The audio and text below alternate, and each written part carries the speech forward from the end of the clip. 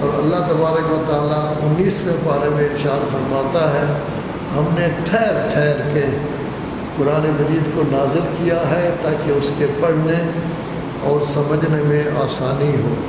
ایک ہی دفعہ سارا قرآن مجید نازل ہو جاتا تو اس کے لیے لوگوں کے لیے مشکل ہو جاتا، تھوڑا تھوڑا نازل ہوتا رہا تاکہ ساتھ ساتھ سمجھتے بھی رہے اور اس کے بعد مطابق عمل کرتے رہیں۔ رسول اعظم صلی اللہ علیہ وآلہ وسلم 5-6 دن جو مرض کی حالت میں رہے اس میں بہت زبردست تبدیلیاں ہوئیں جن کو آپ سب لوگ جانتے ہیں، ذکر کرنے کی ضرورت نہیں۔ اسی کا نتیجہ نکلا کہ ایک حکومت باقاعدہ قائم ہو گئی، جبکہ مولائے کائنات امیر المومنین علی بن ابی طالب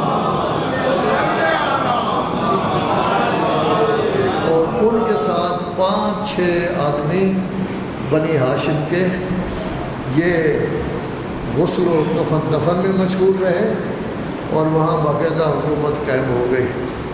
اب جب حکومت قائم ہوئی ہے اس میں سب سے بڑا نقصان جو ہوا ہے اسلام کا وہ یہ ہے کہ اللہ تبارک و تعالیٰ نے خلافت سے کام شروع کیا تھا۔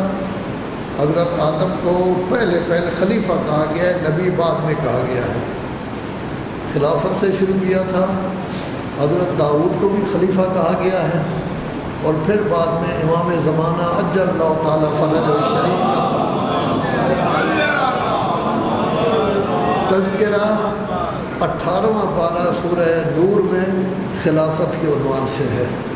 درمیان میں نبوت رسالت چلتی رہی، حضرت ابراہیم کے زمانہ سے امامت کا تذکرہ ہوا، اور جب حضرت ابراہیم سے امتحان لیا گیا، یہ سورہ بقرہ پہلے پارہ میں ہے، اور حضرت ابراہیم اس امتحان میں کامیاب ہوئے۔ امتحان بھی مشہور ہے ان کے، بکریوں کا پہلے امتحان لیا گیا، پھر ان کو منجنیق کے ذریعے ڈالا گیا، یہ سارے امتحان انہوں نے دیے۔ جس وقت اس امتحان میں پاس ہو گئے فَأَتَمَّهُنَّ قَالَ إِنِّي جَاعِلُكَ لِلنَّاسِ إِمَامًا۔ پورا قرآن مجید آپ دیکھیں، اگر کبھی اللہ نے کسی کو خلیفہ بنایا ہے یا کسی کو نبی بنایا ہے، اس نے کبھی خواہش نہیں کی کہ میری ذریت میں بھی خلافت بھی رکھ دے، نبوت بھی رکھ دے۔ لیکن جب انہوں نے امامت کا ذکر آیا ہے انی جاعلک للناس اماما، تو اس وقت وہ کہنے لگے میری ذریت۔ تو اللہ تبارک و تعالیٰ نے افراد کا نام نہیں لیا بلکہ ایک ہی بات کہی، لا ینال عہدی الظالمین۔ جس شخص میں معمولی سی کمی، معمولی سی مخالفت اللہ تبارک و تعالیٰ کے احکام کی پائی جاتی ہے وہ ظالم ہوتا ہے، لذا اس کو یہ عہدہ نہیں پہنچے گا۔ تو معلوم ہوا یہ عہدہ ان کو ملے گا جو اول زندگی سے لے کر آخر زندگی تک معصوم ہوں گے۔ تو یہ امامت کا سلسلہ پھر چلا ہے۔ اب نبوت کا سلسلہ حضرت اسحاق کی اولاد میں چلتا رہا۔ حضرت اسماعیل صرف علیحدہ نبی بنے، پوری ان کی اولاد میں ایک بھی نبی نہیں ہے، برائے نام نبی حضرت اسماعیل کی اولاد سے کوئی نہیں آیا۔ آخری نبی رسول اعظم صلی اللہ علیہ وآلہ وسلم کو بنایا گیا، اور پھر امامت کا سلسلہ شروع ہوا۔ دعوت العشیرہ میں بھی حضرت نے یہ ذکر کیا کہ جو میری مدد کرے گا وہی میرا وزیر ہوگا، وہی خلیفہ ہوگا، وصیتی لفظ ہے۔ اور اس کے بعد بھی تذکرہ ہوتا رہا۔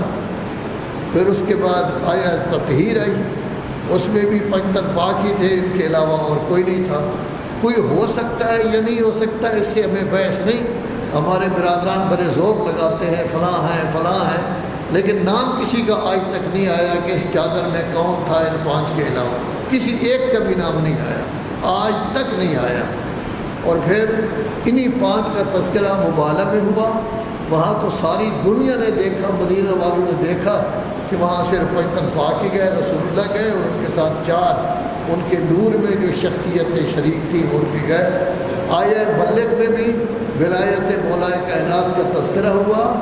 ان تمام نظریات کو قبول کرنے والے دل و جان سے صرف اور آپ ہیں جو مولا کائنات کو پہلا امام مانتے ہیں۔ تو جو امامت ہے یہ امامت بھی باقاعدہ شریعت کے امور میں سے، اصول دین میں سے اصل ہے، لیکن یہ مستقل نہیں، کیونکہ ہمارے ہاں یہ ہوتا ہے نا اصول دین 5 ہیں۔ اصول دین اصل میں 3 ہیں، ایک ہے توحید، ایک ہے نبوت اور ایک ہے قیامت۔ عدل ہم ذکر کرتے ہیں نا، یہ ایک صفت ہے۔ یہ کیوں ذکر کرتے ہیں؟ کیونکہ ہمارے برادران اللہ کے عدل کو نہیں مانتے۔ اس اہمیت کی وجہ سے وہ اللہ کی ایک صفت ہے، صفت کے عنوان سے ہم تذکرہ کرتے ہیں، وہ علیحدہ اصل دین نہیں ہے۔ اور جہاں تک امامت کا تعلق ہے، امامت کو کہتے ہیں نبوت کا استبرار، وہی نبوت چل رہی ہے۔ اب عہدہ جو ہے نبی نہیں ہو سکتا، جیسے حضرت موسیٰ کو کہا گیا تھا کہ ان کے بعد تو وہ نبی تھا لیکن یہ نبی نہیں ہو سکتے، لہذا امامت کا سلسلہ چلا ہے۔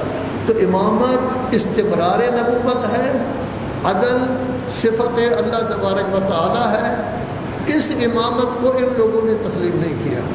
جب نہیں کیا تو گویا کہ پورے کا پورا ڈھانچہ اسلام کا تبدیل کرنا پڑا۔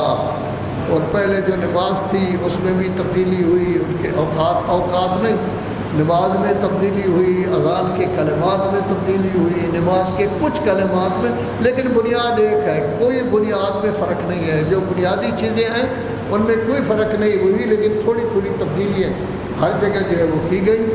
اور ظاہر ہے کہ جب نئی حکومت آتی ہے تو پھر نئے کام تو اپنی جگہ چلتے رہتے ہیں، وہ نئے بھی چلے، نئی چیزیں ایجاد بھی ہوئی، کبھی کچھ ہو رہا ہے کبھی کچھ ہو رہا ہے، یہ فلاں کی عملیات ہیں، یہ فلاں کی عملیات ہیں، یہ سب کے سب چلتے رہے۔ اور اسی کا نتیجہ کربلا تھا جو 61 ہجری میں ہوا۔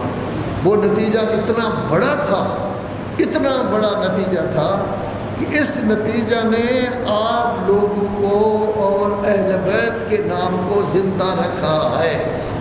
اگر یہ نتیجہ نہ ہوتا، کربلا کا واقعہ نہ ہوتا، تو آپ کا نام و نشان ہی نہ ہوتا، کیونکہ اتنی مدت سے وہ حکومت قائم تھی، وہ سارے کا سارا کام اپنا جو ہے وہ کر رہی تھی۔ اور کبھی کبھی ایک کام ایسا ہوتا ہے جو مکمل طور پر تبدیلی کر دیتا ہے۔ اب اس کے بعد کیا ہوا کہ یزید کے بیٹے نے قبول نہیں کی خلافت، اس نے کہا یہ غلط ہے، یہ خود بھی ظالم تھا، اس کا کوئی حق نہیں تھا، میں قبول نہیں کرتا۔ اور پھر عمر ابن عبدالعزیز نکلا۔ اس طرح یہ اصل میں الہی کام ہوتے ہیں کہ اللہ تبارک و تعالیٰ اپنے دین کی کس طرح مدد کرتا ہے۔